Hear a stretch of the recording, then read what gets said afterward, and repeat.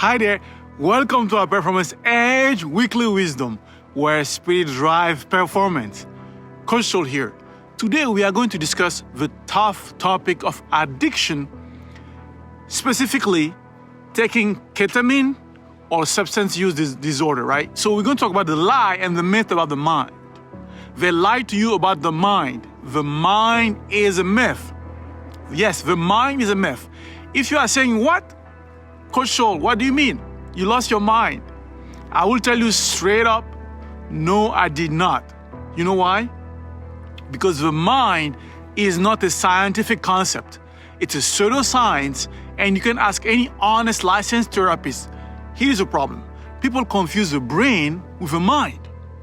So there are a lot of myths out there and lies about there. So here I'm going to shed some light.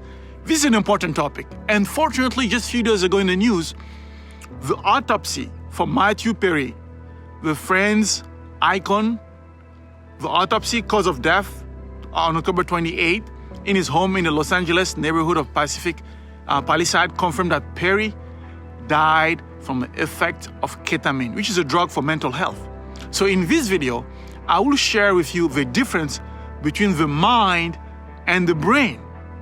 And most importantly, if you are taking ketamine right now, or you know anyone with SUD, a substance use disorder, I'm going to not only share with you the current best practices that experts suggest, but we are going to take it another level for you, because as a spirit performance coach, it's time for me to step up and dispel the myth and the lies. Time to help people with this mental health pandemic we are facing. So let me give you a hint.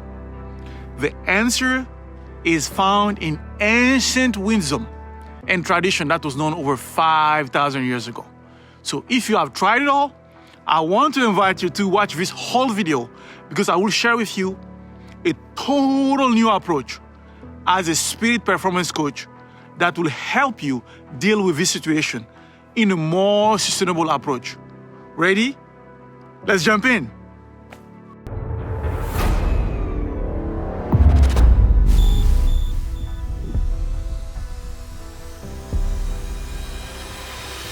So, Matthew Perry, the famous American actor icon, unfortunately death on October 28, 23, autopsy just came out a few days ago.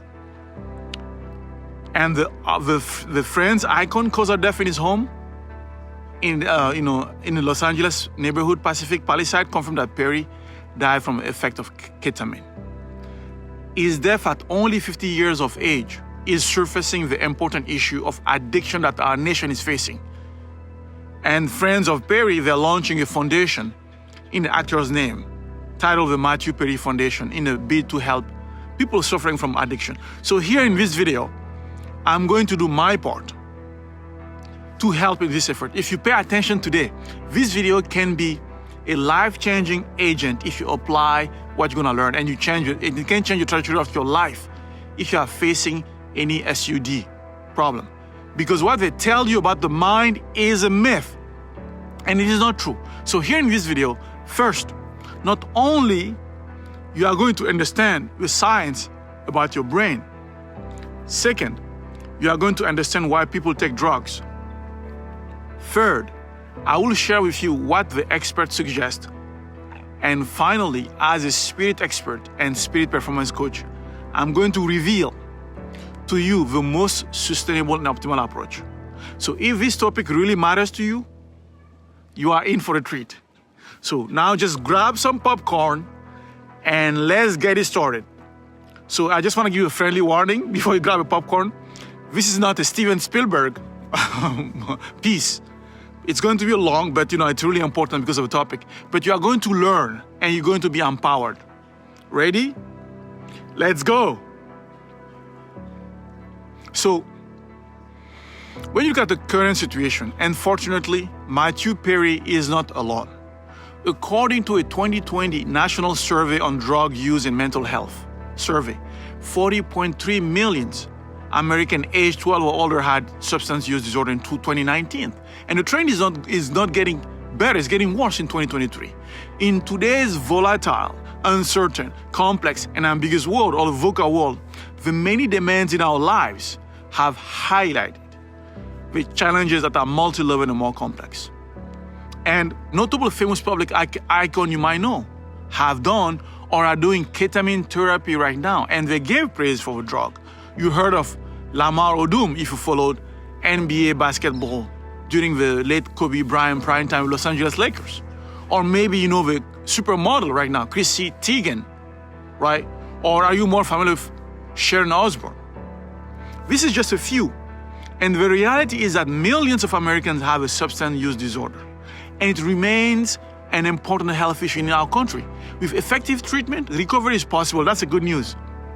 So there is strength in getting help. However, the biggest challenge I see is a major myth, and it's a fundamental shortfall in the core foundation of understanding on how human operates. The current approach in literatures talk about the mind still, while the mind is not a scientific concept. It's all a myth because people confuse the brain and the mind. So stay tuned in, because in this video I'll share 6 pointers. 1, first, the mind is a myth and what it's a pseudoscience. 2, the power of the brain and its role and its function. 3, if you're taking ketamine, are you taking ketamine and why people take drugs? 4, why drugs are helpful and what is a shortfall of drugs. 5, how to generate natural drugs using your own body. 6, finally, apply spirit, dealing, understanding of how a human operates. So this is going to be packed. Like I said, grab some popcorn. If you need to pause this, if you are really interested, just pause now. First part, the mind is a myth and it's pseudoscience. So I invite you to look at the Merriam-Webster dictionary, right? The mind is defined as an element or complex of element in an individual that feels, perceives, thinks, wills, and especially reasons. What that means. Or the second definition they have is the mind is the organized, conscious, and unconscious adaptive mental activity of an organism. What that means? I'm pausing here. Seriously? So you can see here, there is nothing scientific about this. But on the other hand, the brain is scientific and people confuse them. So we'll talk about the brain later on. But for now, let's focus on the mind for a minute. So what up then when you hear mindset in all the self-development thing that I all learn, right? Yes, we need to retrain ourselves in our daily language. Here are the fact. The term mind was first coined by the French mathematician philosopher René Descartes. René Descartes was a French philosopher, scientist, and mathematician, widely considered a seminal figure in the emerging of modern philosophy and science. Descartes was born March 31st in 1596 in France, and he died February 11, 1650 in Stockholm in Sweden. So if you are not familiar with him, he is really the one that coined I think, so I am. I think, so I am. It is a very powerful paradigm for the Homo sapiens sapiens, right? Our human ancestors. Why? Because that paradigm, you could say, has been the apex of the prefrontal brain dominance thinking. In fact, that's what helped us to go to the moon. Yes, that's what helped us land in the moon. Is that paradigm that is helping us today. Dealing with medical emergencies, very complicated emergencies, miracle cure or intervention. That's a powerful paradigm. However, the reality is that nowadays, with quantum physics discoveries, we know that that paradigm is outdated and it's limited. I don't have the time to discuss that in depth here, but you can go on my website where I have free videos about those, right? So here's my point. René Descartes was the first to coin the mind because he didn't have a clue on how human operates beyond the rational thinking. So for the things he didn't know, he couldn't be seen, he called it the mind. So Descartes was the first to formulate the mind-body problem in the form in which it still exists today. And guess what? Because it was good for the institution. And why? Because the invisible arena, the invisible kingdom, if you were a scientist, you were banned. You are not supposed to talk about it. That's fear. Or you'll end up killed, like Galileo and many other scientists at that time. Because if you're in contradiction with religious institutions, you are done about the invisible. By the way, just for context, the generation of Galileo, to which Kepler and Descartes, they belong to the same era. So this is history. But anyway, here is the point. That's where modern science got separated with human performance and the invisible.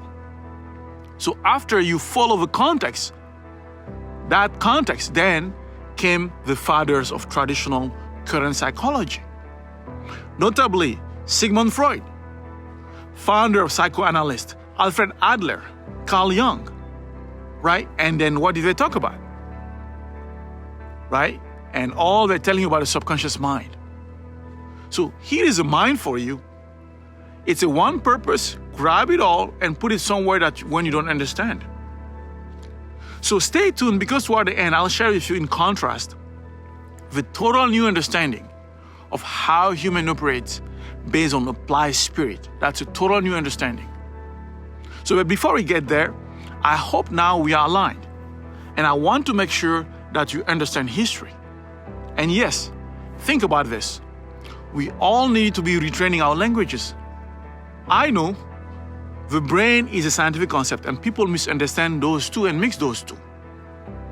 So now, let's dive right into the brain. Ready? So the power of the brain. Why is the brain important here? So if you look at the structure, we are still learning about the brain. But here are the main structure and functions. The frontal lobe, right, deal with our reasoning, problem solving, the emotions, the speech. The parietal lobe deal with perception, orientation, movement, and cognition. The temporal lobe deal with memory, auditory, perception, speech. The occipital lobe, the visual processing, recognition of shapes and color. So the reason there are still ambiguity is because the brain organ help us with our human faculties and our five senses, like association, sensory, higher mental function, eye movement, language comprehension, hearing, vision. And the cerebellum is most directly involved in coordinating voluntary movement. It is also responsible for a number of functions, including motor skills such as balance. And the pons, which primarily function is to transmit signal between your forebrain and cerebellum. This means the pons can help you with your taste, your touch, and communication, right? And the other part of the brain, the medulla oblongata, is the bottom part of your brain. It's most part of your brain is located, right, where your brain and your spinal cord connect. So that part also helps control vital processes like your heartbeat, breathing, and blood pressure. And if medulla oblongata becomes damaged, it can lead to respiratory failure, paralysis, or loss of sensation. So I want to talk about those parts because the drugs affect those. And finally, the king or the queen, the reticular activating system, or called the RAS. And the RAS play a significant role in coordinating both the sleep and the wake cycle and wakefulness. Because the grouping of neurons, as you can see through that RAS, of neurons that together make up the RAS, they are ultimately, and this is important, they are ultimately important, responsible for your attention, for arousal, for modification of muscle tone, and the ability to focus. Okay? So, all right. Okay, wake up, wake up. I hope I didn't put you to sleep yet. Here is why it's important to understand the anatomy of the brain, because of this next part. So let me ask you, are you taking ketamine right now? And why people take drugs? That's the third part we need to look at. And the answer resides in four magical hormones. Four magical hormones. But you need to understand this first. Why do people take drugs? Why do people take drugs? For about 4 to 5 reasons. And it's important, I want to bring it to your forefront. The number one reason why people take drugs is to feel good. Let's put it blankly. Because drugs can produce intense feeling of pleasure, euphoria. Number 2, people take drugs to feel better, right? With social anxiety, stress, and depression, start using drugs. Using drugs, try to feel less stressed and anxious. Number 3, to do better. Some people feel pressure to improve their focus, right? For example, in sport, ability in sport. 4, for curiosity and social pressure. And the way this happens is because most drugs, they provide 4 main hormones. And those 4 main hormones, they call the happy hormones, right? And they are basically the dopamine, the serotonin, the oxytocin, and endorphin. And dopamine is known as a feel-good hormone. The dopamine is a neurotransmitter that's an important part of your brain reward system. It's associated with pleasurable sensation, like along with learning and memory and more. And the serotonin is a hormone, right, that helps regulate your mood as well as your sleep, appetite, your digestion, learning ability, and memory. And oxytocin, often called the love hormone, is essential for childbirth, breastfeeding, and strong parent-child bonding. It can also help promote trust, empathy, and bonding relationship, right? And those levels increase with physical affection. And finally, the endorphin, those hormones are your body natural pain reliever, which your body produces in response to stress or discomfort. And those levels increase in the reward producing, right, activities too, right? So how all this work? So let me just give you a quick summary right here on how you can generate the happy hormones yourself. Because the goal here is for you to empower you so that we take you over drugs so you can take it to the next level. So just looking at the 4 quadrants, let's look at that. The dopamine, right? It's a reward or a feel-good hormones. It's a reward system, pleasurable sensation along with learning, memory, and orgasm. And how you do that? Exercise, laughter, have some probiotics, listen to music, sleep at least 7 to 9 hours. That's a minimum, right? So next quadrant, the serotonin, as well is called the mood stabilizer. It helps regulate the sleep, the appetite, digestion, learning ability, and memory, right? So the key of that is to get outside, get some sun exposure. Ultraviolet helps, right? Make sure that you have some sunscreen, so you don't burn out. Exercise with friends, that helps a lot. Hike, walk, have some meditation, daily journalings, that helps as well. Now, oxytocin, or the love hormone, right? So this is essential, for parent-child bonding. And the key here is that the level of oxytocin increases with physical affection, the touch, right? So having a pet, sharing and bonding, with people, talking to people, connecting, social gathering, massages, romantic dinners, right? So that contact is really created oxytocin. Yes. Now the last one, the endorphin. It's basically the pain reliever. It's in body produces that.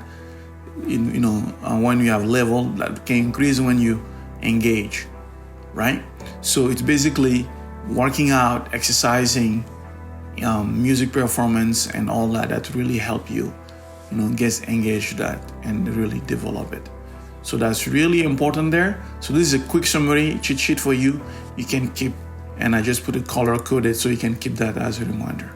So now that you understand those 4 hormones of happy, right? Happy hormones. Now we need to ask ourselves, how does this work? So why drugs are helpful? How do drugs work in the brain? And that's really important here, important for you to understand. So because understanding the science of addiction, the brain impact will help you, right? Because the network of neural networks send signal back and forth, as you can see in the picture, to each other and among different parts of the brain and the spinal cord and nerves in the rest of the body. So to send a message, a neuron releases a neurotransmitter into the gap. And that gap is called synapses, between it and the next cell. And so the neurotransmitter crosses the synapse, that gap, and attaches to the receptor on the receiving end, like a key into a lock. So this causes changing in the receiving cell, right? And you can look at basically that image here. Because the neurotransmitter and receptor, they are called out to show how signals are sent, received, and processed through a neuron. I'm going to repeat that. Because this is really important. Because the neurotransmitter, right, those hormones we're talking about, and the receptor, they are called out to show how signals are sent, received, and processed through a neuron. So drugs interfere with the way neurons send, receive, and process those signals via neurotransmitter.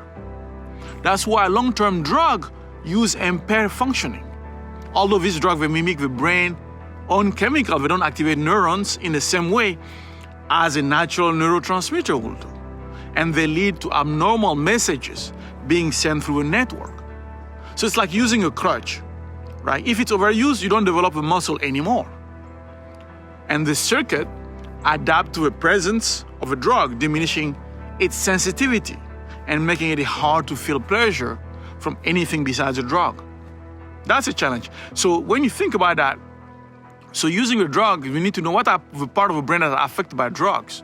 And the brain area affected by the drugs, they include the basal ganglia brain, right? It's the reward circuit, which affect motivation, yes? Including healthy activities like eating, socializing, and sex. So drug overactivate this circuit, producing the euphoria of a drug high. The other part of the brain is extended amygdala, which plays a role in stressful feelings like anxiety, irritability, and unease. The other part that's affected is the prefrontal cortex, which powers the ability to think, as we saw earlier, the ability to plan, the ability to solve, the ability to look at problems, the ability to make decisions, and the ability to exert control over impulses. So this is also the last part of the brain to mature, making the teens most vulnerable to this. So, and even worse, some drugs like opioids, right? Also, drugs like opioids, they disrupt other part of the brain, such as the brain stem, which control basic function critical to life: heart rate, breathing, and sleeping. And this interference, which is important to say, explain why overdoses can cause depression, breathing, and death. Basically, when some drugs are taken, they can cause surges of these neurotransmitters, right? Much greater than the smaller burst naturally produced in association with healthy rewards like eating, hearing, or playing music, or creating, or looking at creative pursuit or social interaction. So the challenge becomes what? What you don't use, you lose. So our neural networks produce fewer neurotransmitters in the reward circuit, or by reducing the number of receptors that can receive signal, then that creates a dependence to drug use. And yes, that's the sad part. So now that you understand how drugs works, which was really important, we are halfway now. Knock, knock, are you there? Are you there? So now you can see the pros and the cons, right, of using drugs. The pros is, it is helpful when you have an emergency, right? Like we talked about, in emergency cases can be useful. Well, when really the trauma is huge. What are the cons? The addiction, like using a crutch, what you don't use, you lose. Knock, knock, are you there? Are you still there? So let's recap, right? What we have seen so far, we talk about the gravity of mental pandemic that needs to be addressed, that needs our attention. We saw how the mind is a myth. Third, we saw the brain anatomy and its function. And then fourth, we reviewed the main reason people take drugs. And then finally, we reviewed how drugs works in the brain and why it's helpful. Now, as a coach, what is a natural step? I want to give you the leverage tool so that you can be empowered. So are you ready? Let's look at what experts are suggesting. How can you generate those happy hormones yourself? As you saw those 4 happy hormones, they can be generated and you can produce them yourself. So I hope this summary was helpful, and I'm sure it is. So I have added more resources in the link if you want to dig deeper in this. Good? You here, still here with me? Knock, knock, knock, knock, knock, knock. Still eating your popcorn? Are you still awake? This is a time to really be awake. Okay, now that you have a way to generate the happy hormones, let's even take it to another level. It's what ancient tradition I've known for over 5,000 years ago. That's my specialty. The realm of spirit performance, applied spirit. Because applied spirit deal with the root causes of these issues. So it goes one level deeper. Applied spirit deal with new understanding of how human operates. Since we discussed about the mind, how it was a pseudoscience, here is what was known by the masters, by the ancient. You ready? It's a new way of looking how human operates. 2 major fundamentals. That's really important, how human operates and how the universe works. Your reality is spirit actualized into form. That's the first powerful paradigm. Second, humans experience themselves in 5 dimensions. And I'm going to talk about this quickly, right? But let's start with the first paradigm. Your reality is spirit actualized into form. That is a fundamental paradigm in the quantum door that I teach. That is based in since ancient Egypt over 5,000 years ago. What that means? And what are the implications when I say your reality is spirit actualized into form? To simply put it, the depression, the anxiety, the stress you face is a misalignment between your authentic spirit desires and your reality. Yes, haven't you noticed that despite the fame, despite the money, there is still that constant seeking? And why? Because, you know why? Because the ultimate game of existence is alignment. Alignment. That's the best skills the masters throughout all tradition have tried to teach throughout the ages. Alignment. Alignment between what? Between your authentic spirit desires and your reality. Notice, I'm saying authentic. Yes, authentic. And it's a key word here because they are manufactured desires. And those manufactured desires are covered by illusions. And that's part of the training in applied spirit that I teach, which is to learn the difference between one of the KPI, the key performance indicator. And one of them is the basic spirit indicator, tension. Why tension occurs is a signal that you have a spiritual growth opportunity that is seeking to be expressed. Meaning, your experience is a result and the form of your desires. Meaning, specifically, why that matters to you right now? Because what appears as an urge to take drug is a result of an imbalance reflecting a misalignment from your authentic spirit desires versus the reality you are experiencing. So, the urge you experience is a reflection from a tension of a gap between your authentic spirit desires versus the reality you are experiencing. That is relevant because humans experience themselves in 5 dimensions. I don't have a whole time to explain all that, but you can look at my older videos. Meaning, since spirit is your reality into form, the urge to take drugs in the physical dimension is due to the chemical imbalance in the brain in the physical dimension, which is a result of an emotional imbalance in the emotional dimension, which is also an imbalance in the mental dimension due to the illusions that are contrasting to your reality. which in turn is also further a misalignment of your authentic desires in the spirit dimension versus your reality. So how is that so? Because the bigger of a misalignment and the wider of a gap between your authentic spirit desires against your reality, the more you experience emotional pain. And that pain can take many forms, notably addiction. Even further, unfortunately, suicide.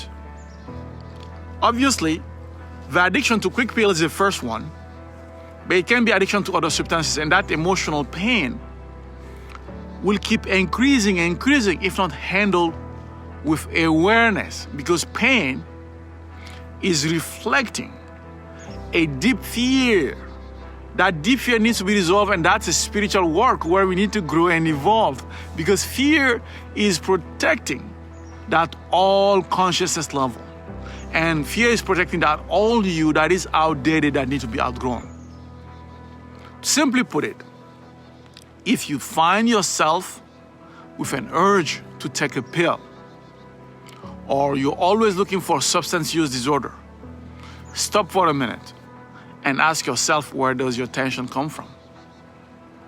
And if you don't know about tension is basically a spirit indicator, and for the most part, tension is at the root cause of stress. You can find it out in most of my videos as well, and where I talk about how to avoid suicide or anything like that. And yes, I can talk about this for another 2-3 hours. I hope you can see it, but I want to conserve your time. By the way, like I said, I have different videos that details this approach on addiction or how to avoid suicides.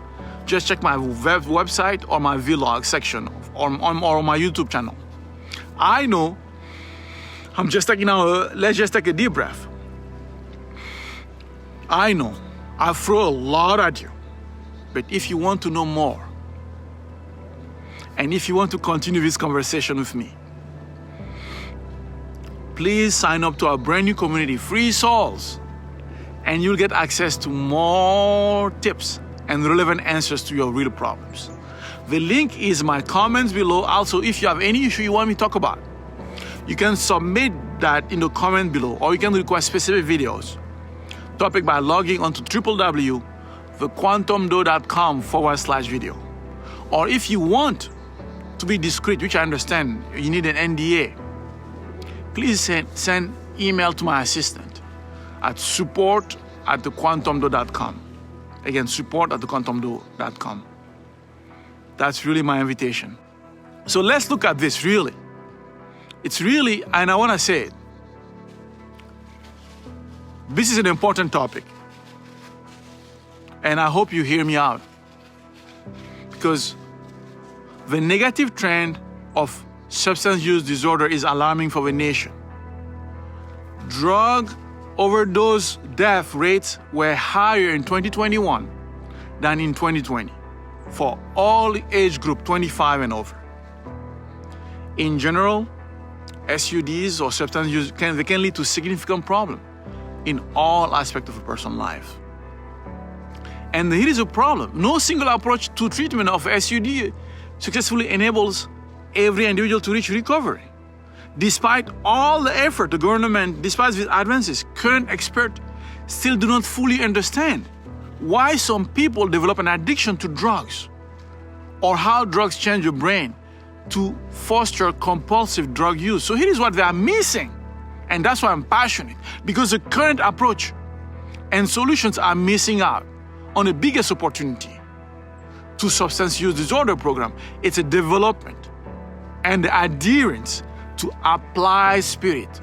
When we are faced with an urge to take drugs, it's a reflection of chemical imbalances that has its roots from mental constraint for the most part, which is coming from an emotional imbalance. And it's all about understanding that there is a misalignment between your authentic spirit desires and your reality you are experiencing.